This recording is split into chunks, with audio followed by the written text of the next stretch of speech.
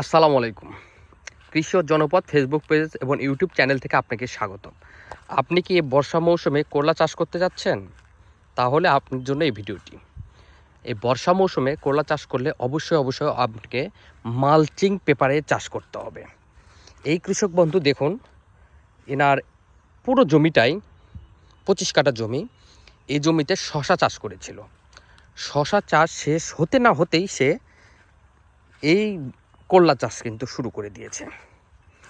আর এই প্রজেক্টে করলা চাষ করা হচ্ছে আলিশা এবং দুর্বার জাতের করলা। এই যে দেখুন, তো গাছগুলোর গ্রোথও মাশাআল্লাহ খুব দারুণ রয়েছে। দুর্বার জাতের করলা। আর আপনি এই বর্ষা মৌসুমে যদি করলা চাষ করে থাকেন তাহলে অবশ্যই আপনাকে মালচিং পেপার ইউজ করতে হবে। মালচিং পেপার ছাড়া আপনি ভালো রেজাল্ট পাবেন না। এই যে দেখুন, হরমোন ফাঁদ কৃষকের পরম বন্ধু। যে কোনো ফসল মাছি পোকায় যখন আল ফোটায় সে ফসলগুলো পচে যায়, নষ্ট হয়ে যায়, বাঁকা হয়ে যায়। এই হরমোন ফাঁদ কিন্তু আধুনিক কৃষির একটি দৃষ্টান্ত প্রমাণ। এই যে মাছি পোকাগুলো দেখেন ঘুরে বেড়াচ্ছে, ভেতরে ঢুকেছে কিন্তু বেরোতে পারছে না।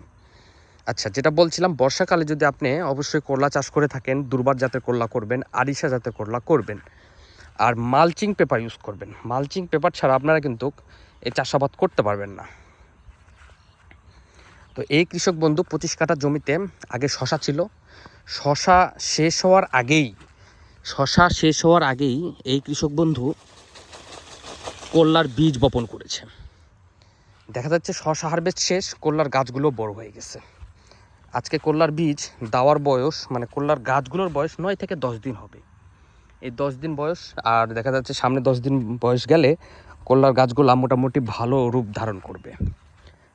এই যে আমাদের এলাকাতে গতদিন প্রচুর আকারে বৃষ্টি হয়েছে। তো বৃষ্টি হওয়ার পরেও দেখুন, এইভাবে মালচিং পেপার থাকার জন্য গাছগুলোর কিন্তু কোনো ক্ষতি হয়নি। তাই বর্ষা মৌসুমে যদি আপনি চাষাবাদ করেন অবশ্যই মালচিং পেপার ইউজ করবেন। এই যে দেখেন, এটা ইয়েলো ট্র্যাপের অবস্থা দেখুন, পোকায় একদম কালো হয়ে গেছে। হলুদ কালারের ট্র্যাপ কালো হয়ে গেছে। অজস্র শত শত পোকা একটি ট্র্যাপে লেগে আছে দেখুন। তাই আমি আবারও বলছি, আপনারা যারা বর্ষাকালে করলা চাষ করবেন তারা অবশ্যই দুর্বার জাত, আলিশা জাত এগুলো চাষ করবেন।